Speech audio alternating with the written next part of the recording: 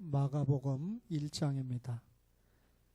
마가복음 1장 1절로 8절 말씀인데 우리 한번 교독해 보겠습니다. 큰 소리로 한번 교독해 봐요. 하나님의 아들 예수 그리스도의 복음의 시작이라.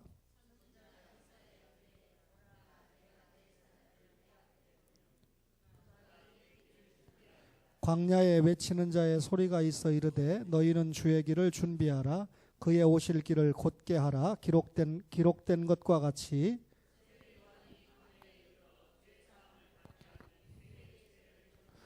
온 유대 지방과 예루살렘 사람이 다 나아가 자기 죄를 자복하고 요단강에서 그에게 세례를 받더라.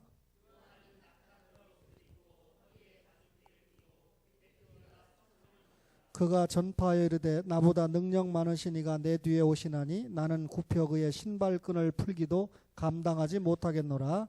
나는 너희에게 물로 세례를 베풀었거니와 그는 너희에게 성령으로 세례를 베푸시리라. 아멘. 지금 마가가 이 성경을 기록할 당시에 유대는 로마의 식민 지배를 받고 있었습니다. 국권을 박탈당한 거죠. 그러면 이 국권을 박탈당한 상태에서 유대 백성들의 인권은 어떻게 됐을까요? 인권도 유린당하고 있었습니다. 로마는 이때만 해도 예수님을 믿지 않고 오히려 예수 믿는 사람들을 핍박하려고 하는 시점이었기 때문에 우상 숭배가 난무했던 유대의 통치하에서 이 하나님의 말씀을 존중하고 따랐던 유대인들이 절망의 포로로 살아갔던 것은 당연한 일입니다. 영적으로 참 암흑 시기였습니다. 경제적으로 수탈을 당하고 정치적으로 압제를 당하던 그때니까 일제시대 때 우리가 순사가 온다 혹은 헌병이 온다 그러면 여러분들 다 옛날에 좋아했던 여로라는 프로에서 보는 것처럼 산천초목이 다 떨지 않았습니까? 그런 식으로 경제적으로 수탈을 당하고 정치적으로 압제를 당할 때 이 성경이 기록됐습니다. 그러면 당시 유대인들에게 가질 수 있는 유일한 희망이 뭘까요?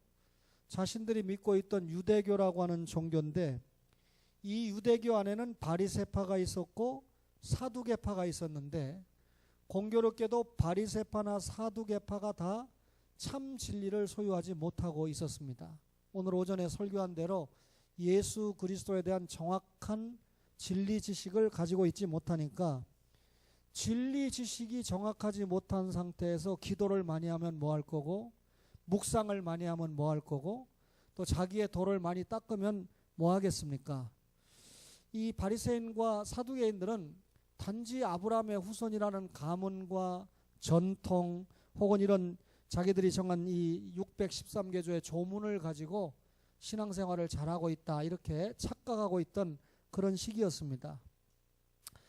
여러분 이런 그 암흑의 시기에 유대인들은 누구를 기다렸습니까? 구약시대 내내 메시아 예수님이 오신다. 그 다윗의 후손 왕으로 오실 예수님을 기다리고 있었다는 것이죠.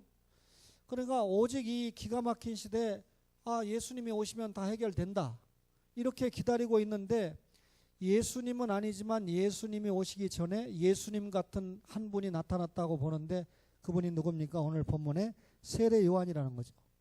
하나님께서 예수님을 보내시기 전에 세례 요한을 먼저 보내셨는데 구약 성경의 마지막에 말라기 선지자가 공의로운 해가 떠올라서 치료하는 광선을 바란다 그렇게 말씀한 후에 그러니까 공의로운 해가 예수님이잖아요. 치료하는 광선은 그분이 하시는 일이잖아요. 영육간의 구원인데 그 예수님이 오신다고 예언한 후에 약 400년이 지나서 메시아가 오셔야 되는데 유대인들이 절망적인 상황에서 메시아를 기다리고 있는데 메시아 앞에 지금 세례 요한이 나타난 겁니다. 그러면 세례 요한은 어떤 사람이었냐면 오직 한 길만 걸어갔던 사람이라는 거죠. 여러분 결론적으로 세례 요한이 몇 살에 죽었습니까? 30살에 예수님께서 공생에 시작하기 전에 6개월 전에 예수님 오셨다고 외쳤다가 죽은 사람이 세례 요한이잖아요. 그런데 이 세례 요한은 오늘날 말로 표현하면 일방통행했던 사람입니다. 제가 아내하고 함께 가다가 차가 오른쪽에 세워졌더라고요. 당연히 저는 쌍방통행인 줄 알고 들어갔죠. 그런데 오른쪽으로 세 대가 서 있으니까 들어갔는데 이게 일방통행이에요. 저쪽에서 나오는 차들이 난리가 났습니다. 그래서 제 아내가 운전했으면 굉장히 혼란스러웠을 텐데 그래도 조금 제가 운전 실력 면허가 낮잖아요. 그래서 잘 이렇게 빠져서 나왔습니다만 이 앞에 일방통행이니까 그렇게 들어가 있는 차가 있어서는 절대 안 되는데 그 차들 때문에 저도 소경이 인도하면 구덩이에 빠진다라고 하는 말씀이 탁 생각이 나더라고요. 여러분, 세례 요한은 두 길로 생각하지 않고 오직 한 길, 일방통행으로 걸어갔는데 여러분, 어떤 경우에 우리가 신앙생활을 하다 보면 참 융통성이 많은 사람이 있어요. 그래서 이것도 포용하고 저것도 포용하고, 아유, 집에서 제사 지내라고 합니까? 그럼 제사 지내고 교회 다니면 되죠. 다 포용해 주는 겁니다. 여러분, WCC가 사실은 종교 혼합주의 아닙니까? 그죠? 그래서 천주교도 좋고 유대교도 좋고 불교도 친구고, 그래서 다 그렇게 좋아서 겉으로 볼 때는 인격이 굉장히 좋아 보이지만 진리와 신앙의 편에서 볼 때는 정말 보아줄 수 없는 점수 아닙니까? 세례 요한은 오직 예수님 앞에서 예수님만을 향해서 그 예수님을 전하는 일만 하는 이 일방통행의 한 길을 걸었던 사람입니다. 신앙에 있어서 정확한 자세를 가지고 살았던 사람이 세례 요한이다, 그 말이죠. 세례 요한은요, 타협도 할 줄 몰랐습니다. 당시 이 위정자들은 세례 요한을 아주 거북한 존재로 여겼습니다. 여러분, 우리가 볼 때 과거에 박근혜 대통령 당시에는 이 문재인 당에 있는 사람들은 다 거북한 사람들 아니었습니까? 입장을 딱 바꿔놓고 보니까 또 문재인 정권에서는 그 사람들이 다 거북한 사람 아니에요? 저는 그래서 마음속에 생각했어요. 야, 문재인 대통령 정권에서 잘못하는 것도 있지만 잘하는 것도 있을 거 아닙니까? 근데 매사에 보면 자기네들이 여당일 때도 그렇고 지금 야당 때도 그러니까 매사에 집권당에 대해서는 안 좋다고 하는 거예요. 여러분, 혹시 누가 여기 이 국민의당이나 바른정당하고 아는 분 있으면 좀 전해주세요. 좀 국민의당이나 바른정당이라도 현 정권이 잘하는 거 있으면 마음껏 칭찬해 주라고. 이 정권이 너무 잘하고 있어서 이 부분은 너무 소망스럽다 하고 결정적일 때 아닌 것만 얘기하면 좋겠는데 하나도 잘한다는 게 없어요. 여러분, 이 세례 요한이요, 타협을 할 줄 몰랐는데 오늘날로 말하면 제야 인사와 같은 사람이었는데, 여러분, 불의와 타협을 하지 않았다는 거지 잘하는 것까지 인정을 안 했다는 말이 아니거든요. 그 당시에 왕이 헤롯인데 헤롯은 헤롯 안디바입니다. 정확한 이름을 이야기하면 성경에 헤롯이 많이 나오는데 예수님을 죽이려고 했던 헤롯, 세례 요한 죽이려고 했던 헤롯, 또 이 뭡니까 이 야고보 사도를 순교시켰던 헤롯, 이름이 다 다르거든요. 근데 이 헤롯 안디바가 자기 이 동생의 부인, 그러니까 게수 씨가 마음에 들어가지고 이 동생 이 빌립은 좀 이 역사적으로 보면 좀 어리버리한 약간 모자란 사람이거든요. 그러니까 이 여자가 볼 때 자기 남편은 별로 소망이 없고 시숙은 왕이니까 시숙이 꼬이는데 그만 넘어갔습니다. 그래서 동생의 아내를 취했거든요. 여러분, 생각해 보세요. 헤롯 임금이 자기 동생의 아내가 정말 인격도 못됐고 인물도 못생겼으면 자기 아내로 취하려고 했겠습니까? 그런 설명은 제가 하지 않겠습니다. 어쨌든 동생의 아내를 합법적이 또 아니고 불법적으로 취한 일에 대해서 아무도 질타하지 않았는데 세례 요한은 그것이 불의한 일이다, 잘못됐다. 여러분, 보통 사람이 잘못하는 건 지적질을 할 수 있는데 자기의 생사 여탈권을 가지고 있는 왕이 한 일에 대해서 잘못했다라고 지적하는 것은 상당한 용기를 가지고 있는 일이죠. 세례 요한은 왕 혹은 뭐 정치인 혹은 종교인 가리지 않았습니다. 잘못했으면 정확하게 잘못했다고 고발을 했던 그런 사람입니다. 여러분, 이 헤롯 왕이 자기가 동생의 아내를 취한 것이 잘못됐다는 건 알거든요. 바보 아니거든요. 그런데 자꾸 세례 요한이 이걸 잘못됐다고 지적을 하니까 그 입을 막기 위해서 세례 요한을 감옥에 보내버렸습니다. 뭐 성경에는 그렇게 기록이 안 됐어도 감옥에 보내놓고 타협을 보려고 하고 달래보기도 하고 윽박질러 보기도 하고 요즘 말로 말하면 고문을 했는지도 모르겠습니다. 근데 세례 요한과 협상과 타협이 불가능했습니다. 그런데 이 헤롯 임금은 사실상 세례 요한을 죽일 용기조차도 없었습니다. 왜냐하면 세례 요한이 자기에 대해서 그렇게 반기를 들고 지적을 하면 왕권을 가지고 얼마든지 죽일 수 있는 게 왕들의 역사거든요. 그런데 죽이지 못하고 어느 날 자기 생일에 이 여러 귀인들을 초청을 해서 잔치를 하는데 이 헤로디아의 딸이 이 춤을 추었습니다. 춤을 얼마나 잘 추었던지 헤롯 임금이 거기에 반했습니다. 그래서 야, 네가 원하는 게 있으면 뭐든지 들어주겠다. 나라의 절반이라도 원하면 내가 주겠다라고 이 헤로디아의 딸에게 약속을 합니다. 그러니까 이 헤로디아가 기회는 이때다. 자기가 이 세례 요한이 지적을 하면 본 남편을 버리고 잘못된 결혼 생활을 하고 있다는 것에 대해서 회개하고 돌이켜야 되는데 오히려 그런 말을 하는 세례 요한을 죽여야 되겠다고 생각하던 중에 자기 남편 왕이 딸이 춤을 췄는데 네 소원을 들어주겠다. 나라의 절반이라도 주겠다. 그러니까 야, 세례 요한의 목을 달라고 그래라.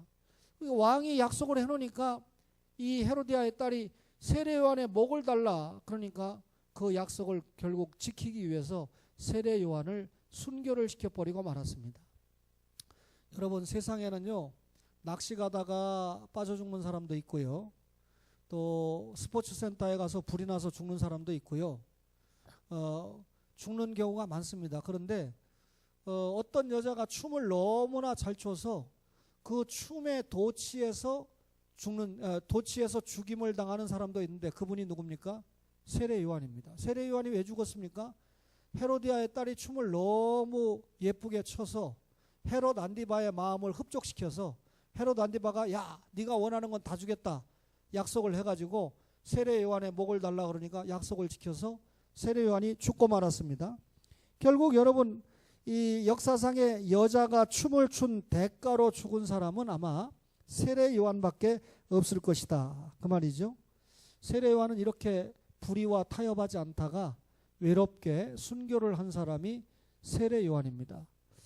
여러분과 저가 이 세상을 살아가는 동안에 타협하고 대화해야 될 일들이 많이 있습니다. 그런데 그 타협이 불의와 타협을 하면 안 되잖아요. 그렇죠?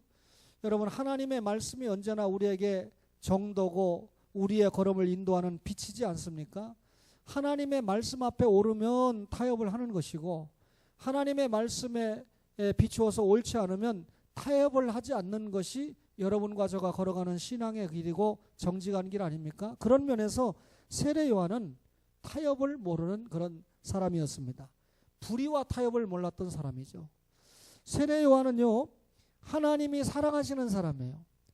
여러분, 이름을 들어보면 대충 이해가 되는데 우리가 사도 요한에 대해서 요한, 하나님이 사랑하시는 사람이라는 뜻입니다. 요한이 헬라어로 말하면 요하네스인데 이 요하네스라고 하는 이름의 뜻을 우리말로 풀이하면 하나님이 사랑하시는 자. 실제로 세례 요한은 짧게 나타났다가 갔는데 예수님의 12제자 가운데 가장 오래 살았던 사도 요한이 있지 않습니까? 똑같은 요한이잖아요. 하나님의 사랑하시는 자라고 하는 뜻을 가지고 있는데 여러분이 누가복음 1장 13절을 보면 이 세례 요한의 이름을 누가 직접 지어줬습니까? 하나님이 직접 지어주셨습니다. 세례 요한은 출생부터 특별했잖아요.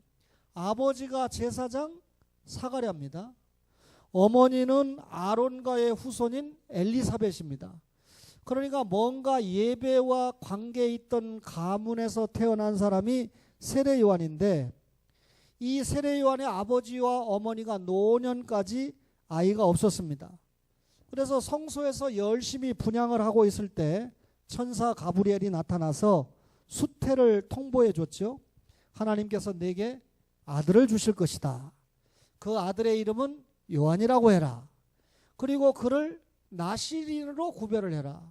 구약의 삼손이 나시린이었고 또 세례 요한이 나시린으로 키워라. 그는 메시아보다 먼저 와서 그분의 길을 준비할 것이다. 그렇다면 세례 요한은 메시아가 아니고 메시아의 길을 준비하는 사람입니다. 근데 그 당시에 유대인들이 볼 때 예수님과 동격으로 보았던 사람이 세례 요한이에요. 이 가이사라 빌립보에서 여론조사를 할 때 사람들이 나를 누구라고 하느냐 예수님이 물으니까 유대인들이 뭐라고 답합니까? 어떤 사람은 세례 요한, 어떤 사람은 엘리야, 어떤 사람은 예레미야, 어떤 사람은 선지자 중에 하나. 정답은 아무도 없죠. 근데 예수님을 누구라고 하냐고 할 때 세례 요한이라고 하는 답이 나온 것을 보면 세례 요한이 굉장한 인물이라고 하는 사실을 여러분과 제가 알 수 있었던 것이죠. 그런데 여러분 이 오늘 읽었던 세례 요한의 삶을 보니까 은둔 생활을 했고요. 약대 털옷을 입었고요. 허리에는 가죽띠를 띄었고 먹은 음식은 메뚜기와 석청이었습니다. 광야에서 이런 은둔 생활을 했습니다. 다시 말하면 자기의 배를 위해서 필요 이상의 것을 채우지 않았던 사람이 세례 요한인데 구약의 마지막에 이 세례 요한을 예고할 때 말라기 선지자가 뭐라 했습니까? 엘리야가 올 것이다. 그러면 그 엘리야가 누굽니까? 세례 요한을 이야기했죠. 그러면 왜 세례 요한이라고 안 하고 엘리야라고 했습니까? 세례 요한이 엘리야와 같은 그런 능력을 가지고 이 땅에 온다라고 하는 것을 예고한 것 아닙니까?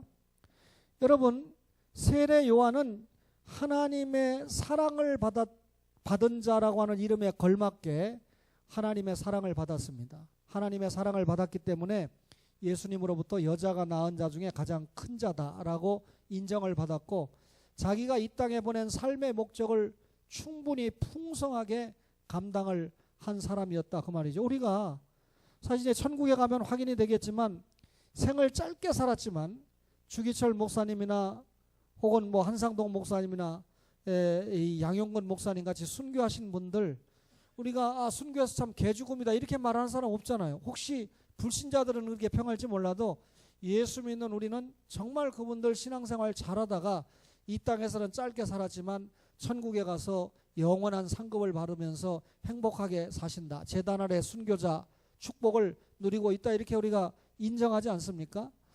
여러분 요한이라고 하는 이름이 얼마나 좋은지 로마 교황청의 이 뭡니까 교황들이 지금 266대를 나가고 있는데 요한이라고 하는 이름이 가장 많아요.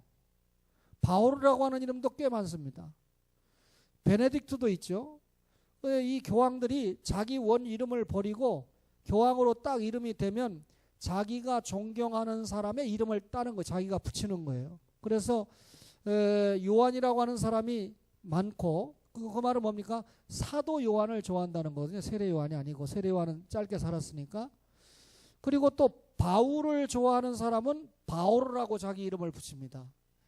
근데 나는 바울도 존경하고 사도 요한도 좋아한다 이렇게 생각하는 사람이 요한 바오로 1세라고 붙였어요.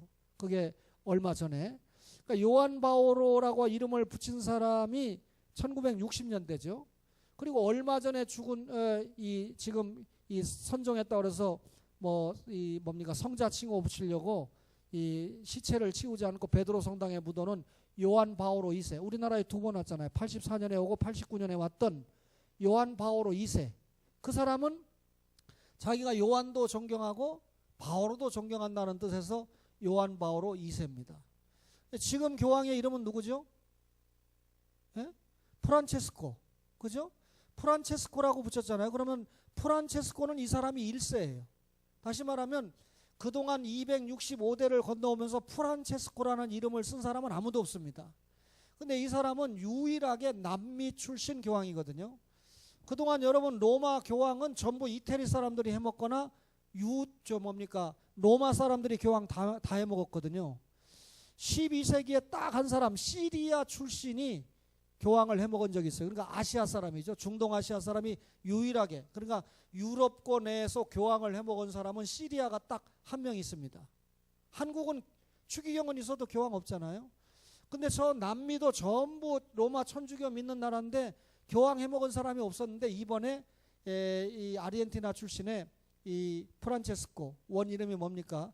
이 사람이 이 교황이 돼서 자기 이름을 프란체스코라고 붙였는데 역사상에 보면 천주교가 부패했을 때 프란체스코가 이 수도원을 세웠거든요. 청빈, 검소 이런 정신을 통해서. 그러니까 이 프란체스코를 존경했던 거죠. 이 사람이. 그래서 자기가 교황이 딱 되고 나는 프란체스코다. 그래서 지금 프란체스코라는 이름을 붙이고 교황을 하는데, 다음 교황이 자기도 프란체스코를 존경하면 프란체스코 2세가 되는 거죠. 그죠? 그 앞에 베네딕토 16세가 있는데, 이 수도원 가운데 베네딕토 수도원이 가장 유명하거든요.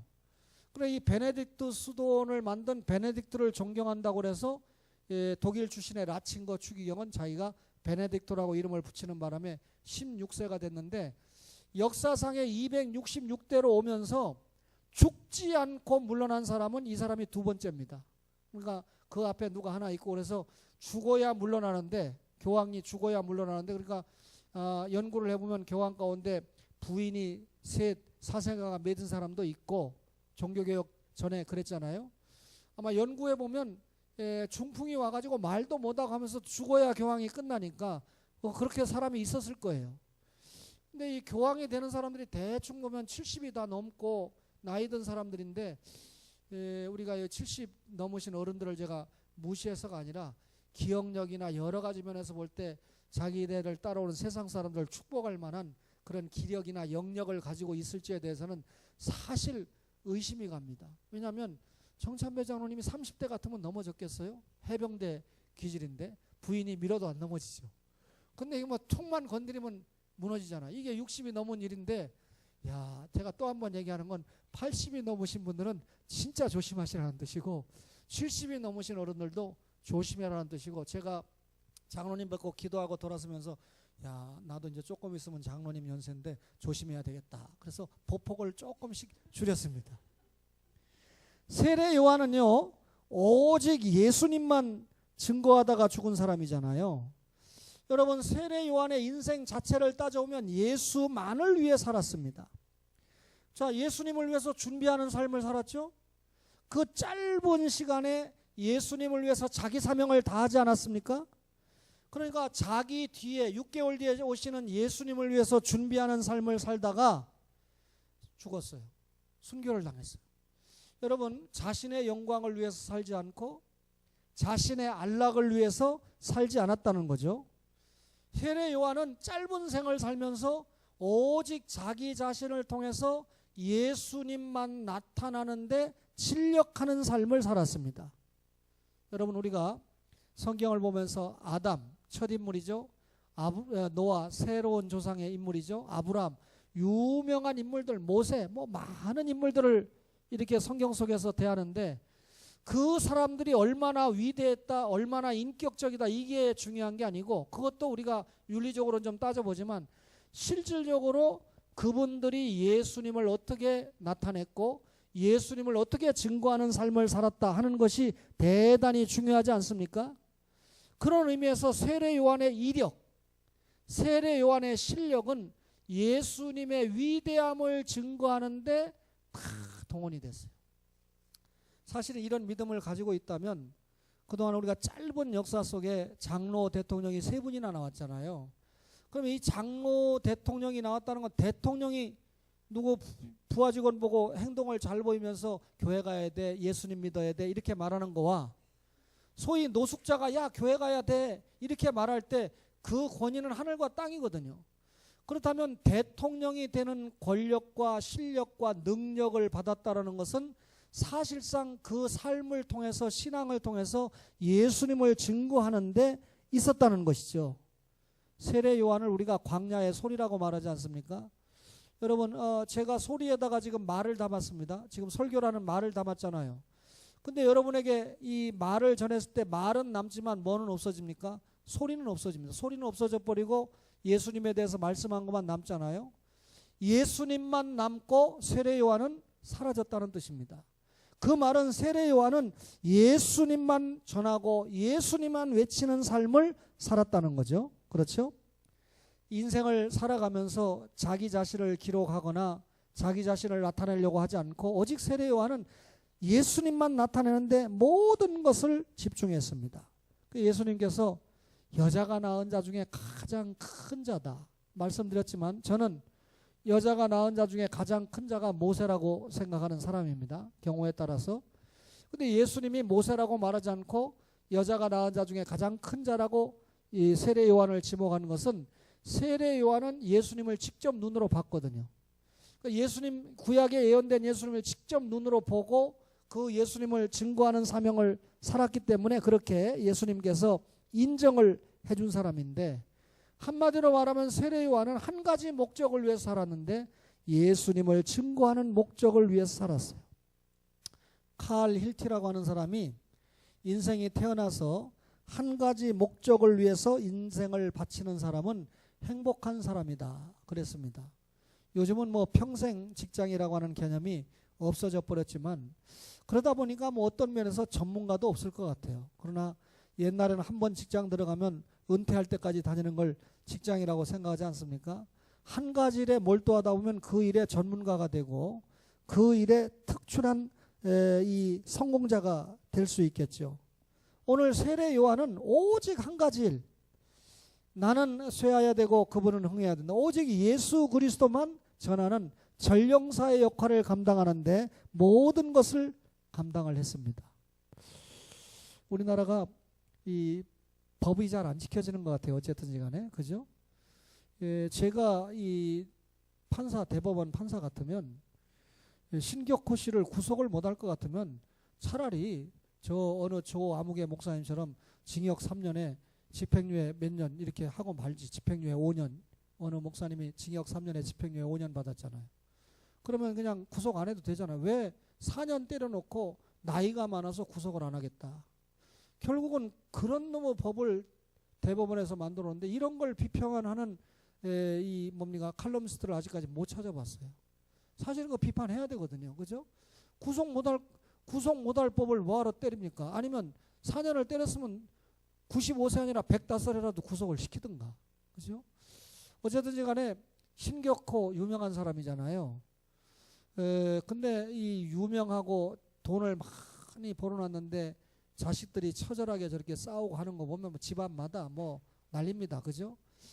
돈이 없는 초원교회 아버지들은 너무나 행복하신 분이 아닌가라고 하는 생각을 해보게 되는데, 오해하지 마세요. 신격호라고 하는 사람이 심취한 책이 있었는데, 젊은 베레테르의 슬픔이에요.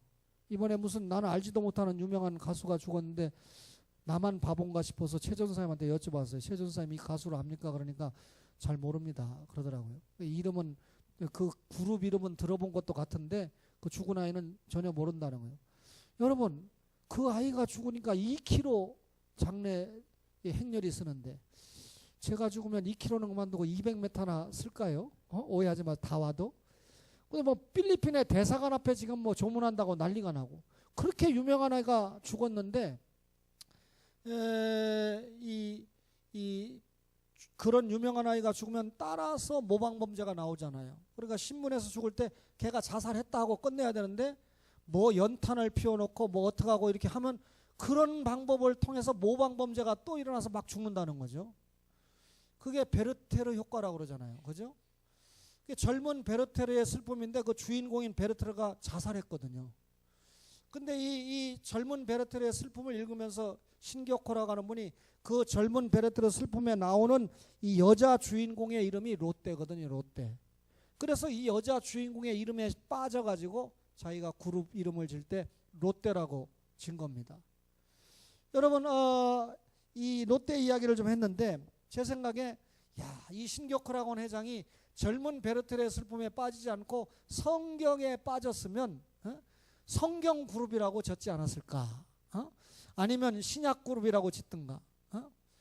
여러분, 사실 핸델이라고 하는 음악 작곡가가 있잖아요. 핸델하면 뭐죠? 유명한 게 메시아입니다. 그죠? 근데 핸델이라고 하는 사람이 메시아라고 하는 곡을 그냥 진 게 아니라, 이 사람은 어떤 성경에 심취했냐면 사복음서 가운데 마가복음에 완전히 빠져버렸어요. 특이한 분이죠. 그럼 마가복음에 빠진 이유가 뭐냐면, 이 마가복음은 아주 예수님이 고난당하는 것을 집중적으로 조명을 했거든요. 다른 군더더기 없이. 그래서 예수님의 고난에 심취한 나머지 핸델의 메시아라고 하는 대곡이 나온 겁니다. 제가 잘 모르는데 할렐루야 그건 누가 졌죠? 그것도 핸델입니까? 메시아 속에 있는 겁니까? 야, 제가 이렇게 무식해. 이거 녹화되는데 큰일 났네. 왜 이 얘기를 하려고 그러냐면 이 찬양이 나오면 사람들이 다 일어나게 돼 있잖아요. 기립하게 돼 있잖아요. 그게 예의잖아요. 지금 여기서 할렐루야가 나가면 이 기립에서 듣는 게 예의잖아요. 그것도 핸델이 지은 메시아에 나오는 곡이랍니다. 여러분들은 다 잊어버렸지만 저는 기억하거든요. 제가 주중에 야 아들아 박병식 목사님한테 내가 점심 한 끼 스승님께 연말이 가기 전에 대접하라 하고 싶은데 네가 운전 좀 할래? 그러니까 옛날 같으면 내가 왜 거기 왜 가냐고 그러는데 운전을 해드려야지 그래요. 제가 한마디 붙였습니다. 야, 박 목사님이 언제 주님 앞에 불려가실지 모르는데 네가 박 목사님하고 식사 한번 했다고 그러면 나중에 그 사진 한번 찍힌 게 큰 영광이다. 그분이 박형룡 목사님의 제자고 박윤선 목사님의 제자다. 한국교회 대부 아닙니까? 그러니까 이제 조금 이해를 해가지고 아니 어떻게 해서 박병식 목사님이 박형룡 목사님과 박윤선 목사님과 관계가 있느냐 이겁니다. 그래서 제가 박형룡 목사님이 1959년에 지금의 총신대학을 분리해서 세웠을 때 이 통합체가고 깔랐을 때 그때 총신대학 오늘날로 말하면 총회신학교에서 가르치실 때 박 목사님이 제자였고 그 밑에서 이 3년 동안 조교 역할을 했단다. 이제 박형룡 목사님보다 박형룡 목사님이 이 박윤선 목사님을 또 모시고 왔거든요. 그 제자급은 하지만 나이는 꽤 차이가 나거든요. 또 박형룡 목사님 말고 그 뒤에 박윤선 목사님한테 배우면서 또 조교 역할을 했거든요. 그러니까 박병식 목사님은 박형룡과 박윤선의 그 수제자급이죠. 박윤선 목사님은 자기가 다 집회를 못 가니까 요청을 받으면 박병식 목사님을 대신 많이 보내서 집회를 하게 했던 기록들도 있습니다. 그러니까 이런 목사님을 네가 이제 앞으로 신학을 하니까 같이 보고 한마디라도 배우고 하는 것은 영적으로 유익하다. 제가 그렇게 지도를 했습니다. 간다고 하길래 제가 이 예배 직전에 목사님은 카톡을 안 하시기 때문에 그 비서 역할을 하는 사모님에게 카톡을 보냈더니 이 다른 그 뜻인 줄 알고 설교 요청이나 뭐 다른 뜻 지금 설교 요청이 너무 많아가지고 설교 요청을 할까봐 약간 두려워하세요. 제자들이 설교 요청을 너무 연말이니까 많이 해가지고 아니라고 제가 목사님께 점심식사 한 끼 대접하고 그 다음에 조난을 뵙고 청할 일이 있다고 그러니까 카톡에 있습니다. 저희 박 목사님이 신 목사님 뵙는 걸 너무 행복하게 생각합니다. 너무 기쁘게 생각합니다. 그러니까 시간을 만들어서 오늘 저녁에 목사님이 오시면 상의를 해서 제가 수요일 아니면 목요일로 제가 택해달라고 그랬거든요. 연락을 주신다고 했어요. 왜 이야기를 합니까? 지금 말한 세 박사는 박형룡, 박윤선, 박병식은 그래도 천국에 가신 분이나 살아있는 분 중에는 세례 요한같이 주님만을 위해서 살려고 굉장히 애를 쓰는 대표적인 분인 것 같아요. 그런 건 아멘 안 해도 됩니다. 그렇죠? 핸델의 메시아를 얘기했는데 그 박 목사님이 제가 예수님은 누구신가 라고 하는 전도문고를 냈을 때 그 뒤에 추천사에 뭐라고 했습니까? 핸델의 메시아를 듣고 있는 것 같은 감동을 느끼고 있다 이렇게 써줬는데 기억 안 나시나요? 예. 오늘 우리가 전부 세례 요한은 아니지만 세례 요한과 같은 심정과 믿음을 가지고 예수 증거하는데 올인해서 초원교회 모든 가족들이 천국에서 함께 천상교회에서 영원한 상급 누리는 축복의 가족들 되시기를 주의 이름으로 축원합니다.